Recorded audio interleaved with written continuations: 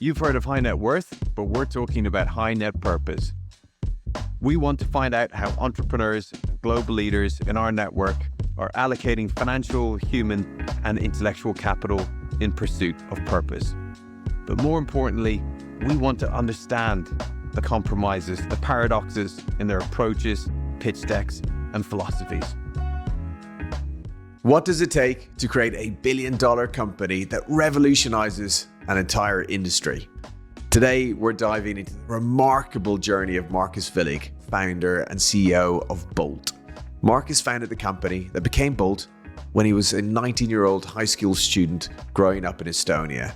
He turned 5,000 euros of family savings into a company that was valued at over $10 billion by top venture funds like Sequoia, and catapulted him into being Europe's youngest self-made billionaire. He's now leading a global mobility powerhouse in city transportation, serving over 200 million customers across 50 countries in 600 cities.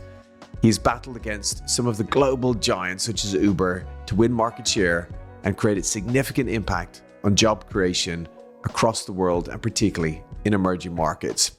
In this episode, Markus shares the highs and lows of his entrepreneurial journey, revealing how a frugal mindset and the right team made all the difference in navigating the challenges to date. His story is also about taking the path least chosen, listening to your intuition, not the experts, and the power of constant experimentation and thinking big.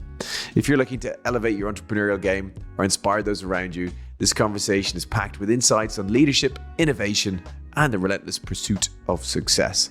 This is the Markus Villig episode. Markus, welcome to High Net Purpose. Great to be here. I think this conversation stemmed from us haggling over a taxi fare in Marrakesh, where somehow I ended up having to pay a 30 euro overage, and then you agreed to do the podcast. So I think a bit of a win-win all round. Very topical. Very topical, absolutely. You did haggle the right price for the taxi. I think you did the fair right price. So, Markus, have you managed to articulate your purpose? I thought about it for about 20 years probably by now. And how I think about it is that my purpose is to make the world a better place through technology.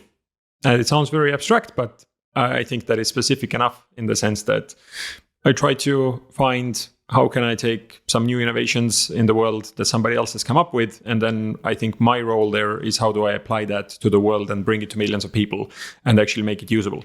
And that's what I've been doing the last 10 years. But did you start with that purpose in mind, or? I've known for about 20 years, I think, since I was about 10 years old, that I'm going to be a tech entrepreneur. So I've never really had a question about it. I knew that that's the best place where I want to go because I think I can combine all my talents there in the best manner. So what inspired that? I think the first 10 years I was thinking I'm going to be a scientist. So I was always really into physics and rockets and all around that. But then very quickly I realized that being alone in a lab and trying to come up with an invention is probably not what I'm the best at. So I realized probably in my first few school years that actually I'm better equipped to take a bit of technology and then actually work with people and figure out how to bring it to the masses. So you're finishing high school. What was the Markus like that said to your parents, the 5,000 euros that you've saved up from my university education, I'd like that to fund an app? Well, it's a long story that starts in the early 90s. So back then, Estonia had just got its independence again after occupation from the Soviet Union. And as most people know, entrepreneurship there was banned. So unfortunately, my parents could never really fulfill their dreams and then build a business. But I think the values they conveyed to me and my siblings was that absolutely the world is now open. You can do anything you want. You can change the world. And I think we grew up in that mindset that absolutely everything is possible. But was that unusual in your neighborhood? I think that actually I grew up in the setting in Estonia where we started off with very little. Estonia back then had a GDP of maybe 2,000 euros a year per person. So very, very poor. But then we saw that the living standard started to grow up very quickly. So everybody was seeing the economy was doing great. Finally, the borders opened up so people could travel around the world. And I think I grew up in that era of optimism. So it was very, very usual at the time. And Estonia, it's got population of 1.2, 1.3 million. Exactly. It's a tiny place. It's about the size of Glasgow, I believe so. But over 10 unicorns have emerged from Estonia. What is going on there? So you've described some of it, but Estonia, especially in the tech world, is a complete outlier, what most people don't even know. So on a per capita basis, we have the most startups in the world. We have the most startup funding per capita in the world. We have the most unicorn companies per capita in the world. And there's a lot of debate going on of why that happened and how other countries could replicate it. But I don't think there's any silver bullet, but there's a number of components there. So first of all, Estonia has always had great technical education. So we've really been strong in STEM, and Estonia still ranks at the top of the PISA lists every single year in terms of its education. So I think we have a culture where people really value science, fact-based, especially curriculums, and really strong in terms of the work ethic. So I think people really take school and education very seriously. So I think that was the underlying pillar. But then the other thing was that, again, we grew up in this era of optimism. So people felt like you could do everything. Entrepreneurship was becoming quite popular. And I'd say third, Estonia is such a small place, so we don't really have any big international corporations. So people didn't really have a choice to go and become a consultant or a banker. If you were an ambitious person, the best thing you could do was exactly start your own company. And I think that was fantastic for the country. But you did have some, so you'd Skype and TransferWise and a few. Does that, when you get a few people who succeed, and then Bolt, of course, in due course, does that start to, where the success breeds more success? Absolutely. And we got extremely lucky that back in 2003, Skype was founded by 6 people. 4 of them were Estonian. So all the R&D and the product center was actually based in Tallinn, which is a tiny city of 500,000 people. And in a handful of years, it went into becoming the most popular internet service in the world at the time. So hundreds of millions of people were using the product every day. And that, of course, had this massive ripple effect that kickstarted the whole ecosystem, because suddenly you had hundreds of people who had the money, who had networks around the world, who had the ambition, who had the confidence, they knew it could be done. And of course, many of them walked away with very meaningful sums of money as well. So there's now hundreds of companies that have come out of that initial cohort of Skype employees, including my older brother, who was among the first 50 employees there as well. Okay, so you're painting the picture now that when you did go and ask this big ask to your parents, but tell us more about what you were like, 19 years of age, and then saying, I'm not going to university, I want to fund this app. So I'd say that I was already growing up from my family's point of view in this very optimistic environment, and it was very much that you could do everything, and I think that's the way I have somehow always grown up with. And then it was further boosted by Skype and all these other tech companies coming around in Tallinn and in Estonia. So for me, it was an absolute no-brainer that that's the field I want to dedicate my life to. So I learned to code when I was probably 13 years old, started building some websites for local businesses. And that was fantastic because most people, obviously, as a 13-year-old, wouldn't otherwise interact with business owners and understand their problems and craft their websites and help them with copy and so on. So that actually turned out to be a really useful experience. When you were 13? Yes. And were you standout student? Were you? I think I was always too unstructured to be a good student. So if I look at all my grades, I was always ranking top of the class in 2 subjects, which was physics and maths. And then I was lousy at everything else because I just couldn't really care about it. And I knew that I'm anyway going to be a tech entrepreneur. So I always sort of was maybe a bit too arrogant at the time and didn't really pay enough attention to grammar and history probably. So were you an arrogant, stubborn, precocious kid, or no? That's a misdescription. It's just you had a confidence. I like to think that I had a lot of confidence and no arrogance, but of course other people would know better. But so yeah, that's how I got started in the tech world, coding a bit, building websites. Then over time I recruited a couple of my school buddies to learn to code as well, and then I built up this tiny agency effectively with a couple of people, and we were building sites. But I always knew that my end goal was just to become an entrepreneur and build a real technology business, not just become a small outsourcing company. So when I was 16, I started my first idea, which was an education app for the country. I worked on that for probably a year, which was also another funny experience of going to all these headmasters when you're yourself back then like a 15-year-old kid and trying to sell them that they should all move to your education platform.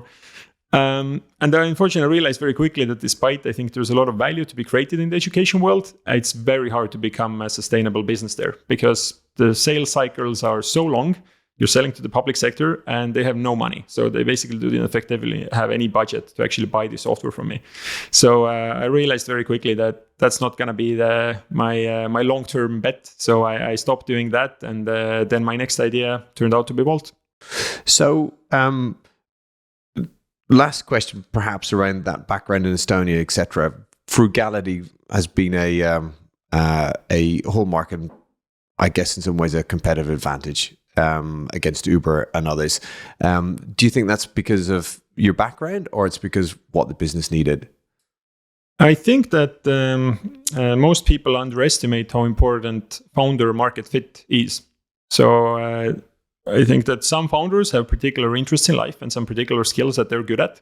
And oftentimes they stumble into an industry where there's actually no match between those skills and what they're interested in and what that actual industry requires. So I think that I just simply got very lucky that I've always grown up in this very frugal, high efficiency mindset. I think probably coming from my parents, who in the Soviet era, they had to get by with very little. And I think that's how they grew us up as well.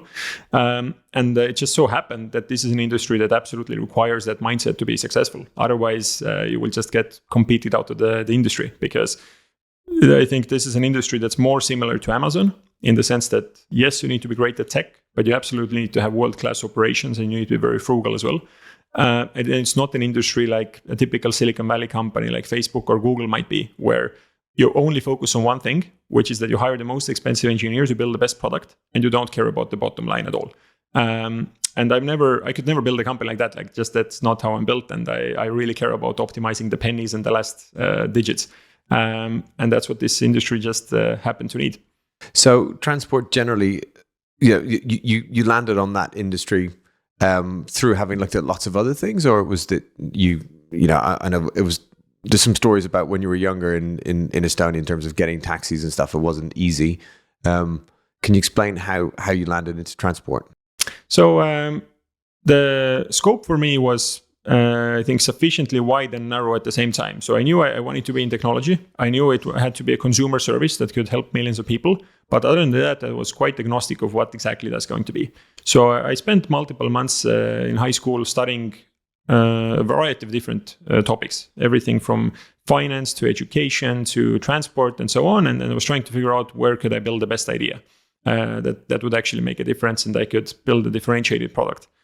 And then transport regularly kept on coming up because just the experience, especially in Tallinn, was so frustrating. So the experience was so that you had to call 15 different taxi companies. These firms never picked up the phone. The cars never showed up. Even if they did, the car was in a horrible shape. The driver was rude. You couldn't pay with a card and so on. And then just the prices were really, they were ripping you off all the time.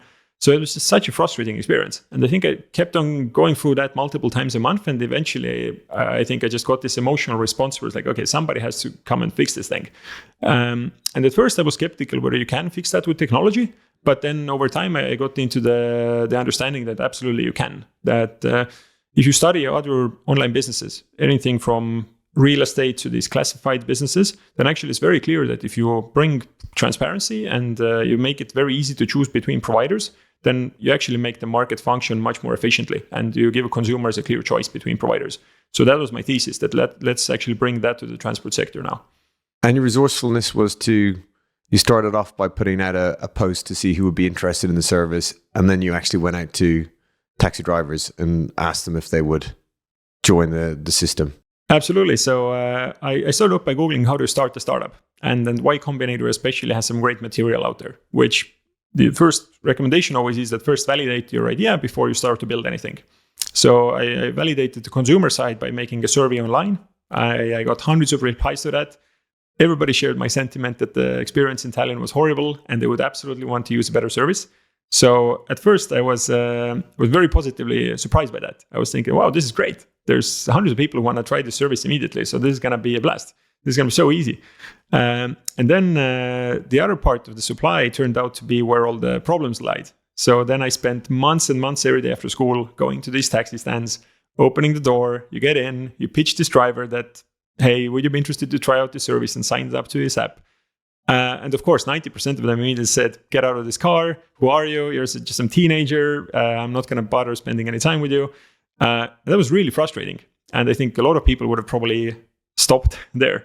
But actually, every time I got a no, I even got more and more motivation to keep on going, because I thought that This is such an asymmetric industry where the suppliers don't understand at all how frustrated their customers are. So there must be an opportunity somehow to remedy that.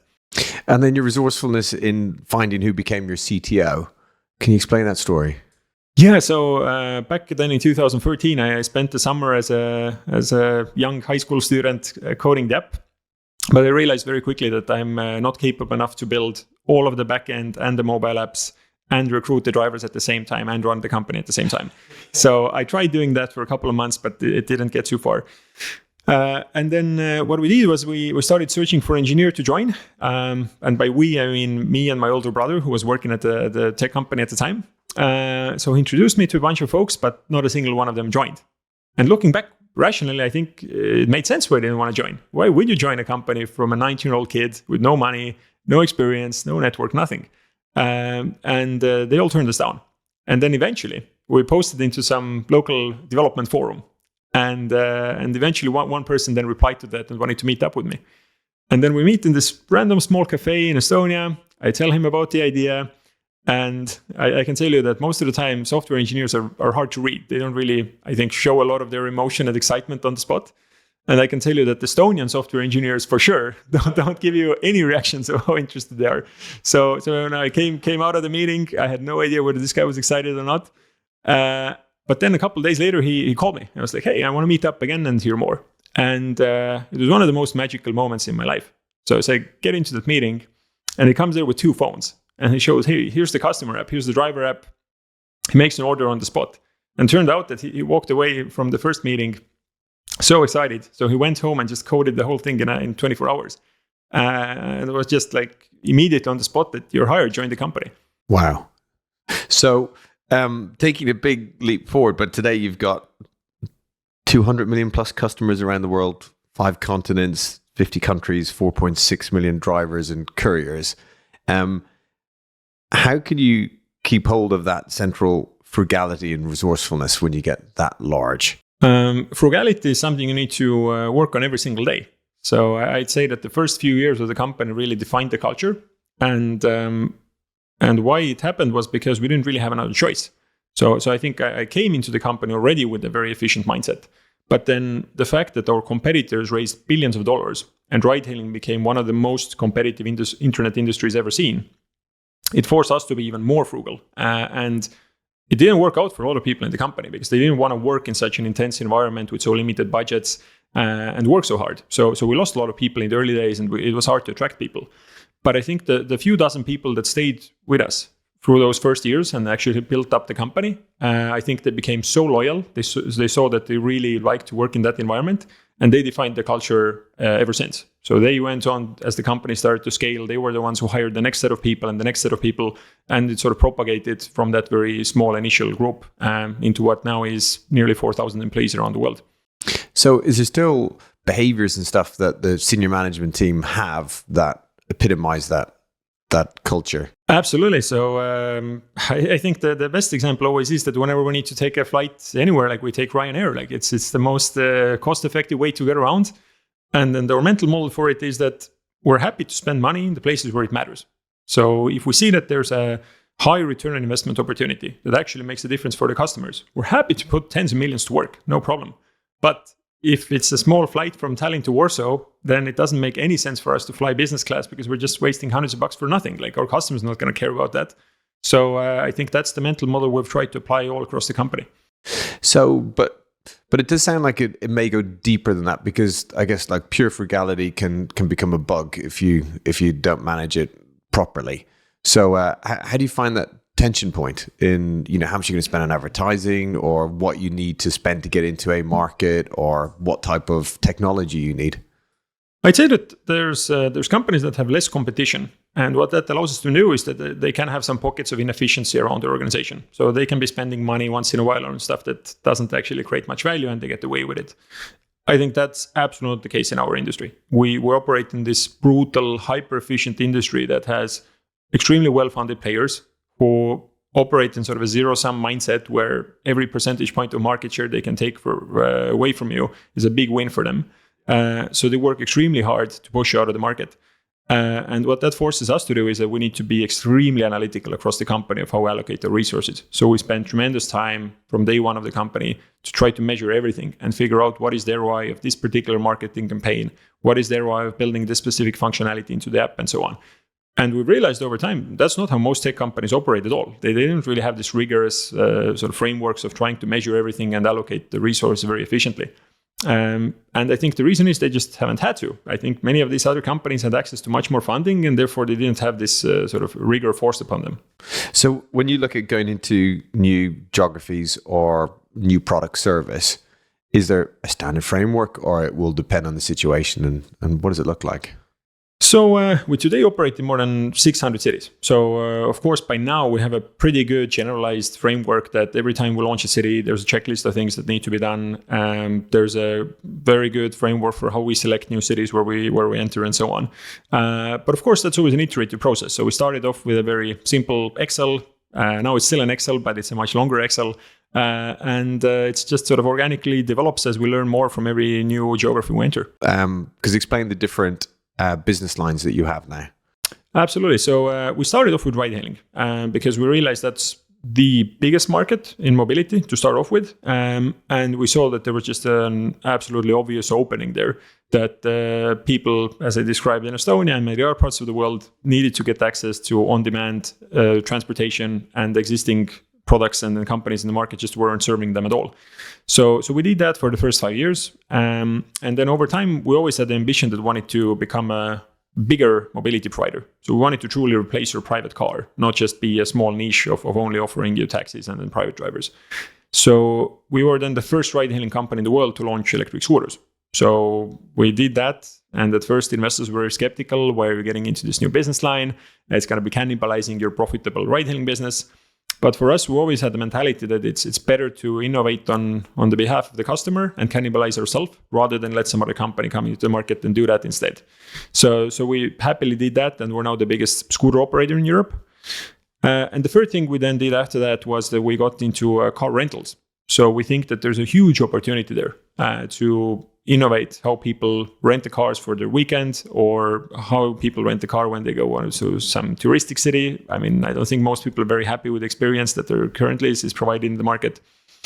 And then fourth, we launched restaurant delivery. So we are now one of the fastest growing food delivery companies in the world. We operate that in nearly 20 countries as well. And fifth, the subset of that is grocery delivery, which has turned out to be a significantly more complex business to run than purely restaurant delivery of hot food. So we have quite a diverse footprint of 5 products across dozens of countries, and each of them operates with its own executive team and its own P&L. Because they're all different levels of capital intensity as well, right? I don't know how you're financing the ride-sharing rental stuff, but so there must be more than this is just the right geo. What are the other dimensions that you're thinking about it? So there's significant similarities between them, because all of them are, at the end of the day, concentrated to a geographic area of a single city. They are all mass consumer products where you need to deal with millions of customers. They all have marketplace dynamics where you need to balance supply and demand in sort of a specific time in a specific location. But there's, of course, a very big difference as well. So in ride-hailing, it's a pure marketplace. We don't own any cars. We rely on our fleets and our driver partners to bring their cars to the network. But it's very different in scooters, where we actually have our own hardware team. We design our own hardware. We have our own team in China for manufacturing.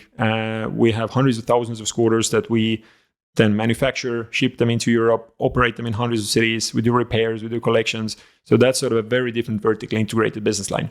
So again, massive similarities in some ways, but very different in other ways.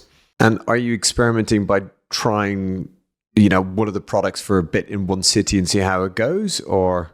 Absolutely. So we're, I'd say, more pragmatic than most companies in terms of thinking about these pilots and experiments. So for us, it's very common that we launch a product in a couple of markets. We see which markets it actually works in. We iterate on the model. And if it doesn't work, we're happy to exit those markets, shut down the experiment, and move on. I found that many tech company CEOs have this sort of internal pride that they sort of see that exiting some of these markets might be a failure. For us, it's normal course of business. We don't really have an issue with that we do a lot of experiments, and if they don't work, that's absolutely fine. Talking to someone before this conversation to get more background on you, they said that one of your superpowers is the ability to do things that other people see as controversial or difficult, and you sort of see the longer term of how it could work. So your ability to have captured the markets that you have in emerging markets, and I know you're not just in emerging markets, but can you give us a frame for how you think about the geographies that you're in? Absolutely. So one of our operating principles in the company that we use is short-term pessimism, long-term optimism. So what we mean by that is that I think short-term we're extremely critical of everything, and we always like to challenge and have very intense debates and say how everything is wrong in the company. And then at the same time, we always retain this extremely optimistic view that long-term we think everything is going to work out, it's going to be fantastic, and one of the most important companies on the planet. And it's very hard. So how do you balance those two things? And it very well applies to the geography selection as well. So when we first started, I think we made the mistake of listening to external advice too much. So we got this advice that you should go into Western Europe and USA because that's what all tech companies do. So we actually spent about 6 months trying to do that, and we almost bankrupted the company by trying to launch in some places like the US and Netherlands and so on back in 2014. And looking back, it was absolutely stupid to do that. Because it was so obvious that those markets, first of all, have much stricter regulation, they have much more competition, and at the same time, these emerging markets, anywhere from Africa to Eastern Europe, actually had a much bigger demand for this kind of service and much less competition. So we actually, after 6 months, luckily realized that mistake. We doubled down on those markets, and we managed to build a multi-billion-dollar business in those geographies that everybody else was neglecting. The dangers of listening to the experts. So, Can you talk us through how you launched in South Africa, despite I don't think anyone in your team actually been in South Africa for a year? Yes, it's I think a great example of how we have been very pragmatic and frugal as a company. So we operated with very tiny budgets. So for context, we raised about $2 million back in 2014. And then we had to live with that for the next couple of years because we couldn't raise any other funding. Everybody was just so afraid of these other large companies in our industry who had raised so much money that they thought we're never going to make it. Which looking back actually was a great thing. It forced us to be very creative. So one of the things we did was that we made a bet on, first of all, on Eastern Europe. So we had some success there. We were able to get a number of those markets like the Baltics and Ukraine and Czech and many other markets to work really well. And we were effectively bootstrapping the company and growing organically. But then we saw that the TAM in those markets is eventually going to run out and we need to expand further.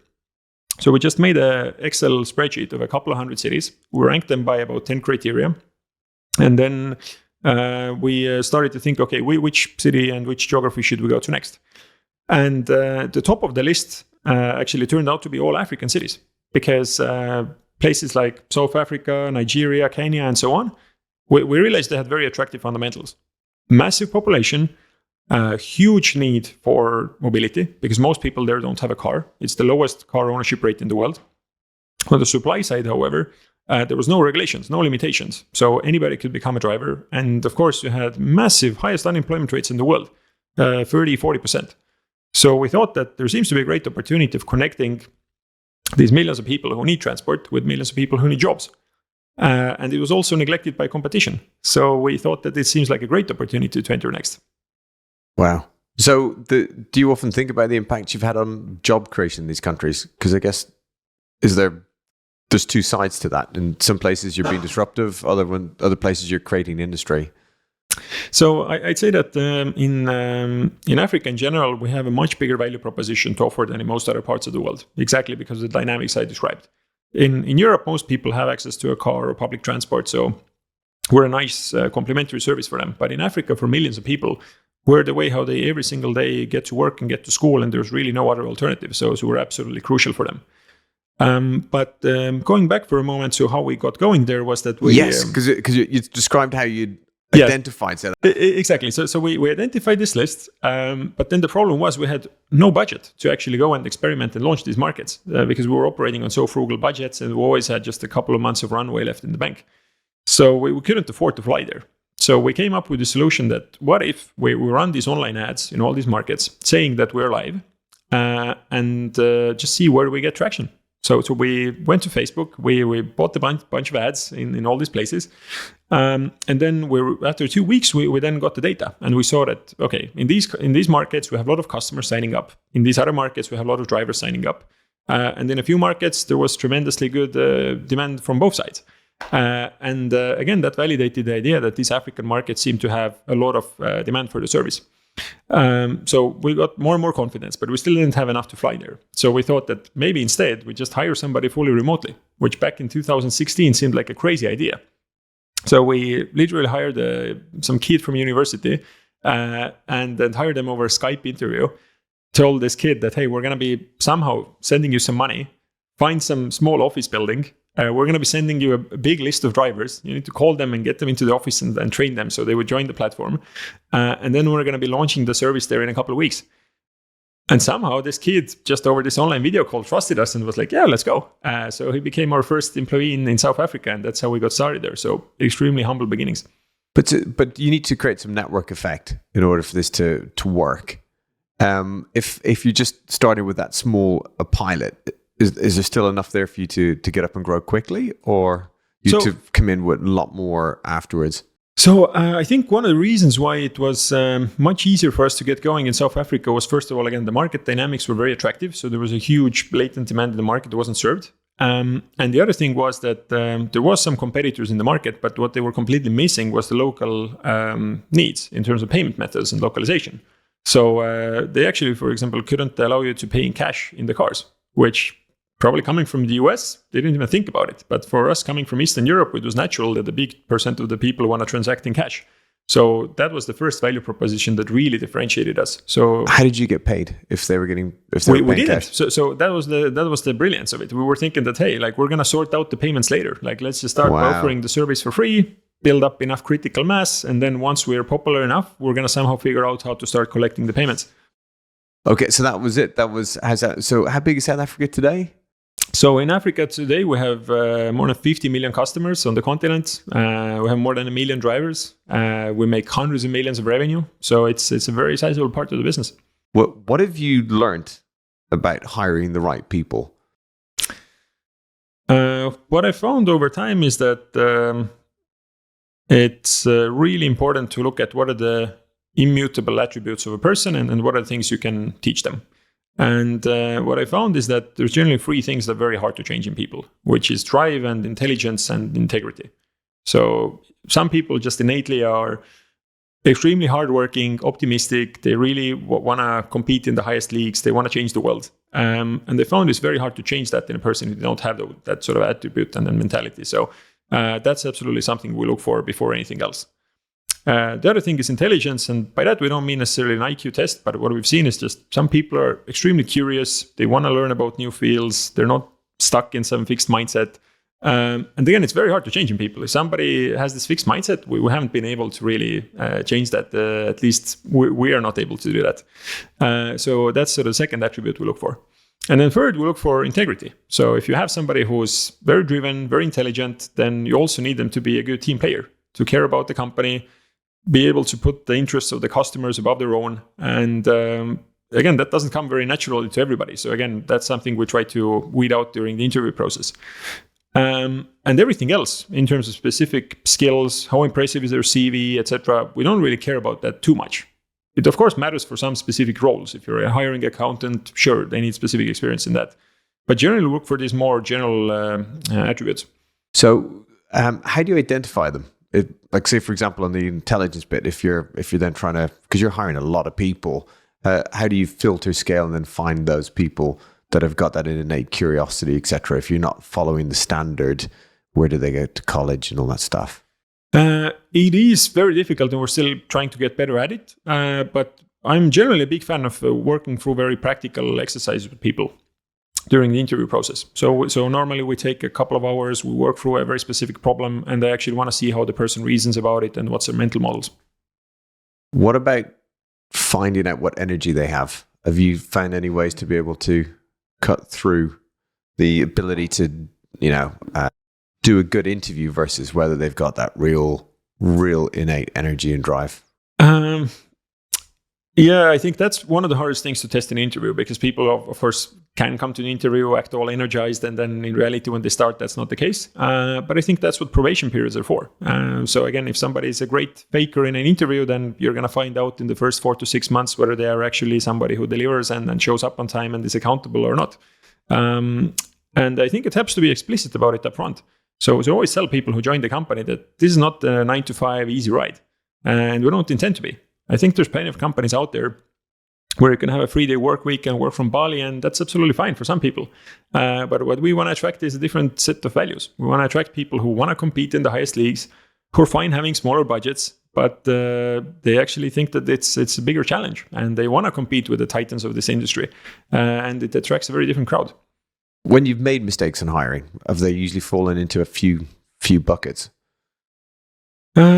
Good question. I think that they made a lot of mistakes over the years of, again, listening to external advice, which is that some people have told us that, at this stage of the company, you got to hire a person with this type of an experience, this type of profile.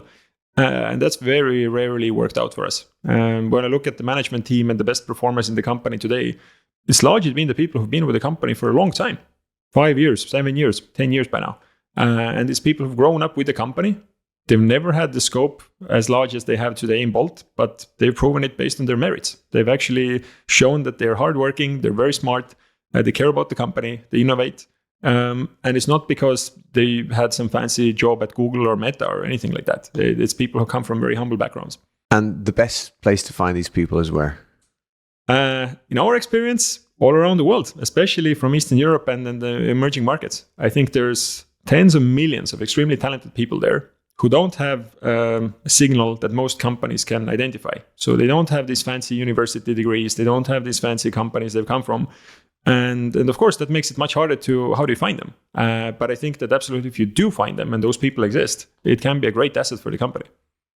Maybe that's the next app. So talking about the experts, you met lots of potential funders once upon a time and got very close to not having enough cash. What do you think they missed when they met you, your team, and looked at the proposition that they didn't invest?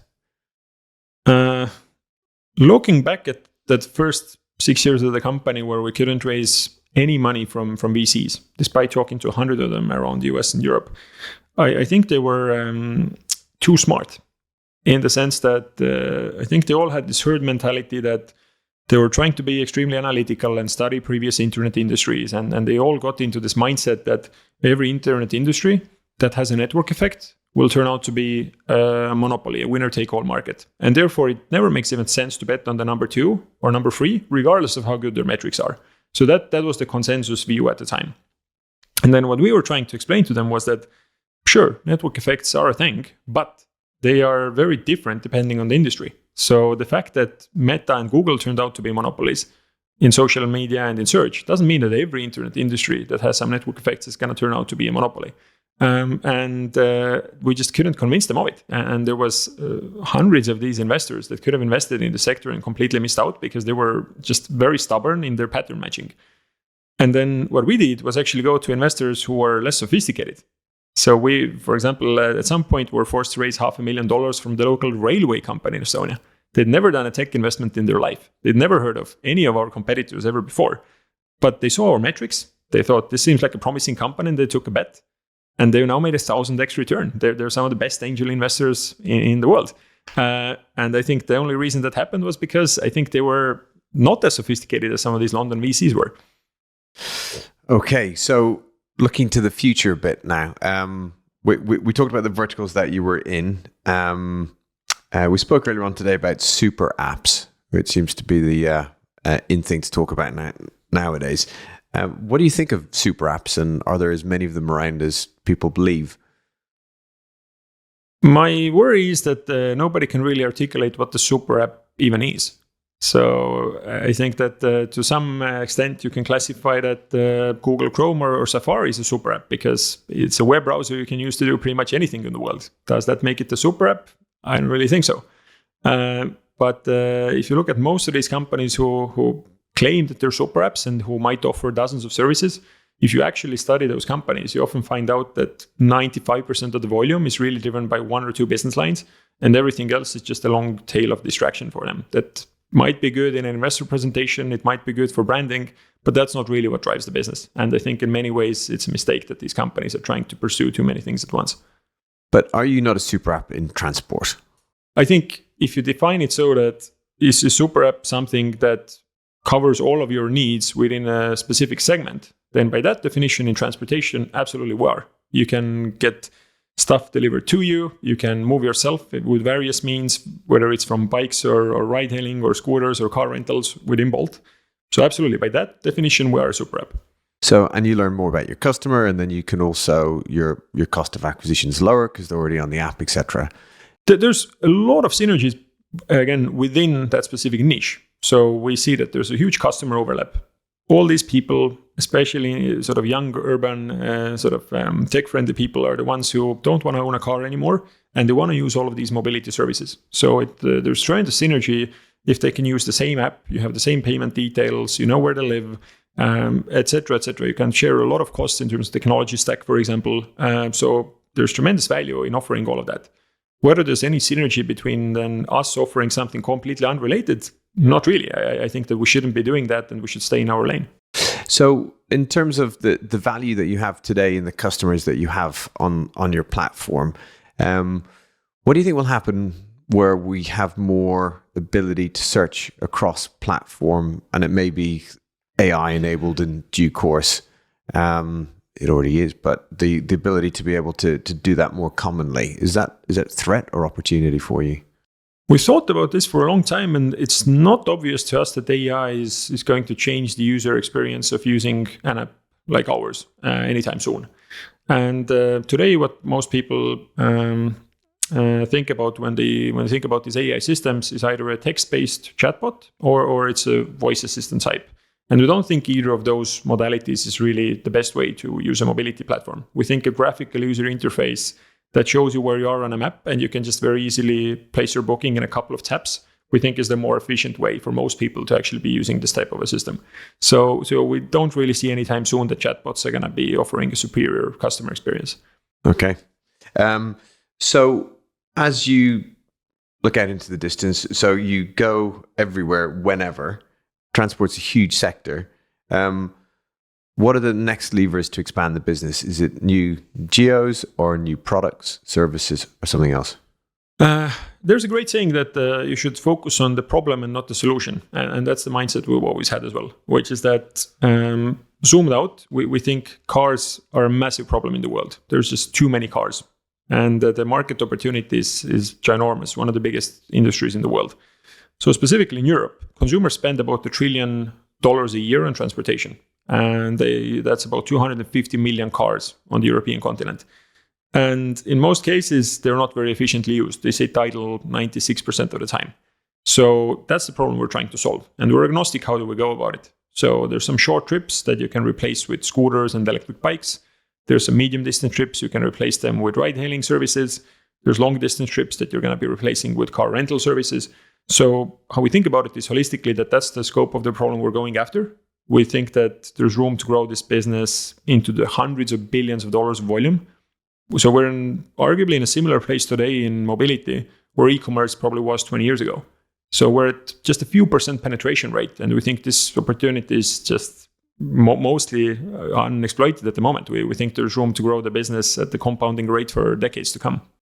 And of the different methods of transport, do you see some as will be the breakouts in terms of the growth from here? So we still see that the core ride-hailing business, despite being 11 years in, is still continuing to grow at extremely fast rates, even in the mature markets where we've been for years.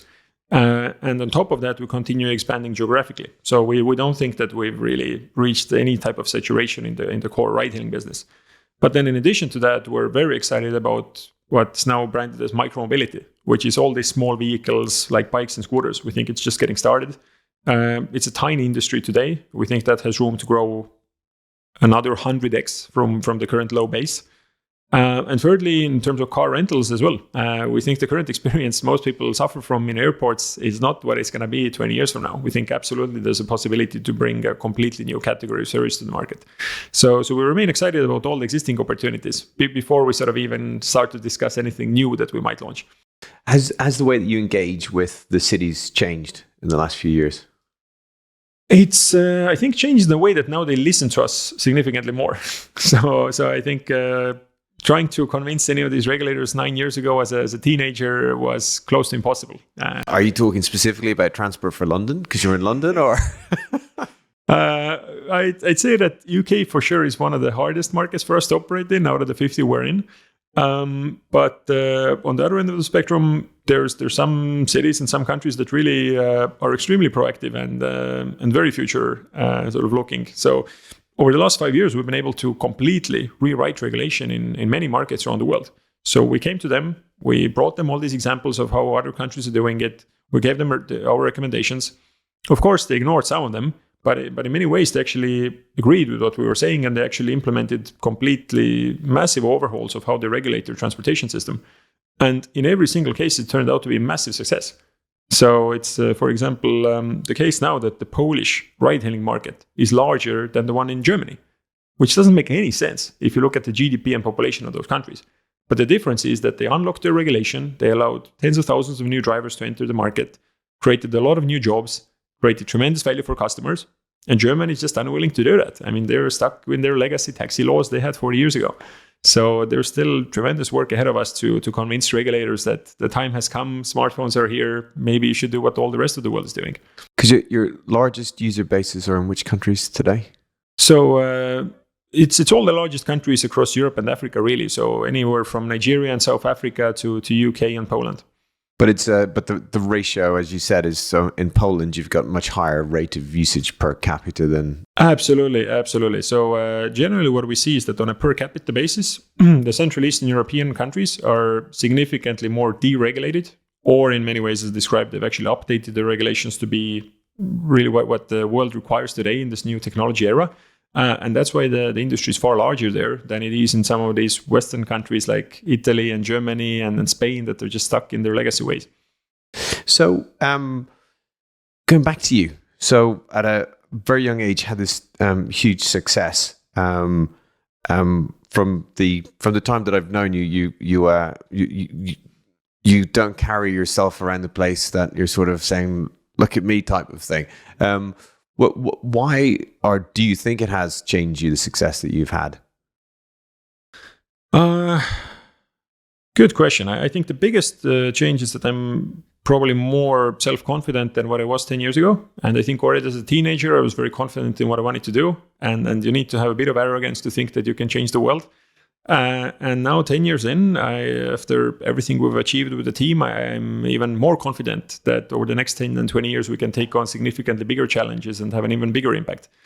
And that's great in many ways. I think on one hand, I think it means that I'm taking less of this external advice that's oftentimes proven out to be completely wrong. And I trust my own instincts and I trust my own team significantly more than I did when I started. And the other thing is that I think having a high ambition is a self-fulfilling prophecy. If you think that you can change the world and you set high goals, it's much more likely you're going to do that. If you don't think that, okay, our ambition is to grow 20% next year and that's it. I mean, if you set yourself low targets, then you're never going to amount to anything significant. So what systems have you had to develop as well, even personally in terms of your habits and rituals as the business has grown? Have they changed?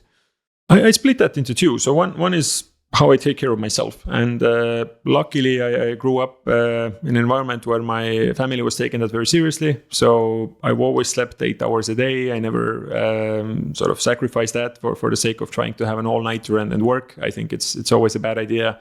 I try to take care of myself in terms of regularly exercising, eating, having some time off once in a while, taking vacations. Otherwise, I just don't think you can execute at the highest level for 10 plus years if you don't take care of yourself. So luckily, that's always been there.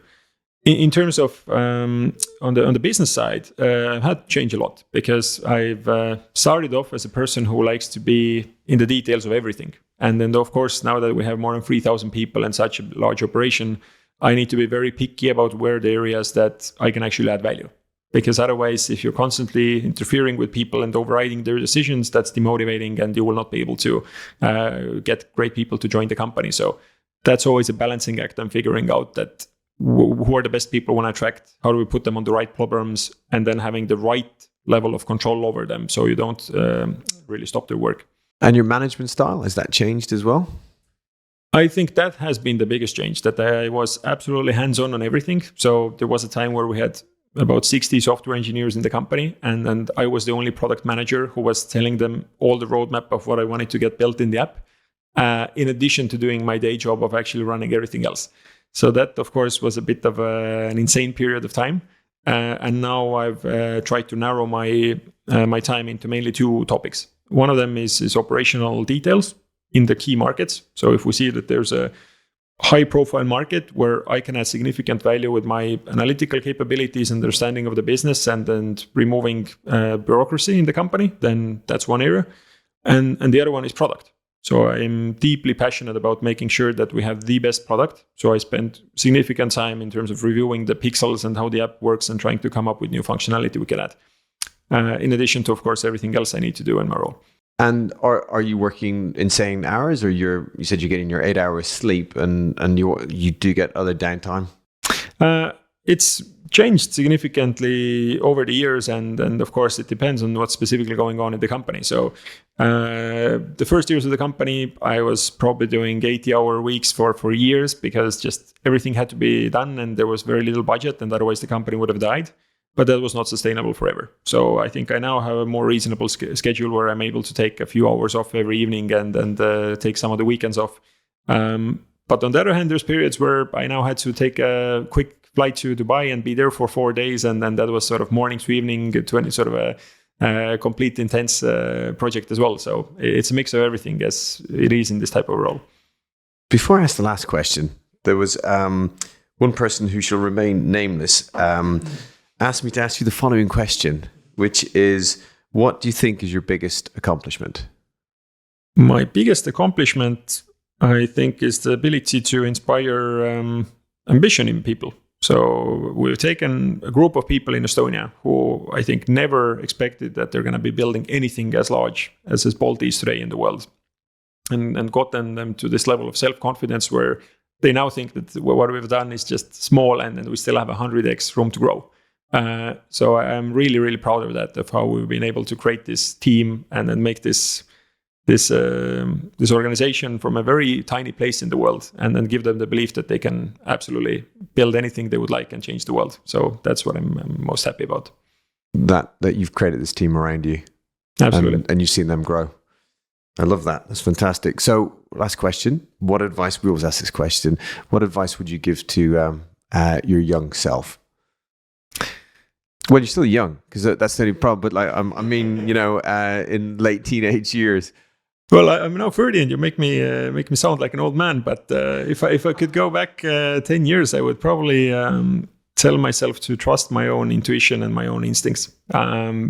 If I look back, then probably 80% of the time where I went against my gut, it turned out to be the wrong decision, and I think that's actually slowed the company down. So I would be trusting myself more.